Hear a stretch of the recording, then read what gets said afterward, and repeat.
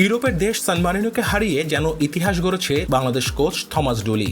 2 বছর নয়, থমাস ডুলির সাথে 2030 সাল পর্যন্ত চুক্তির পথে হাঁটছে বাফুফে। সান মারিনোকে হারিয়ে ইউরোপের মাটিতে প্রথম জয় এই কোচকে নিয়ে গেছে অনন্য উচ্চতায়। বাংলাদেশ দল এখন শুধু সাউথ এশিয়া কিংবা এশিয়ার মাটিতে নয়, ইউরোপের মাটিতেও আধিপত্য দেখাতে পারে।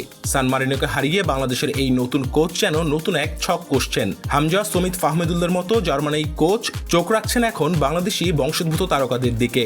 ফারহান কিংবা টেবন নয়, ইউরোপে বাংলাদেশের নতুন তারকা খুঁজতেও বাফুফেকে তোড়জোড় দিয়েছেন তিনি।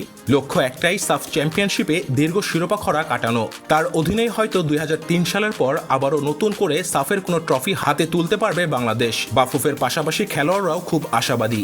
সান মারিনোর বিপক্ষে ঐতিহাসিক জয় যেন সবার মনোবল চাঙ্গা করেছে। থমাস ডুলিও সেই চাঙ্গা ভাবটাকে নিয়েই সাউথ এশিয়ার সেরা মঞ্চে নামতে প্রস্তুত।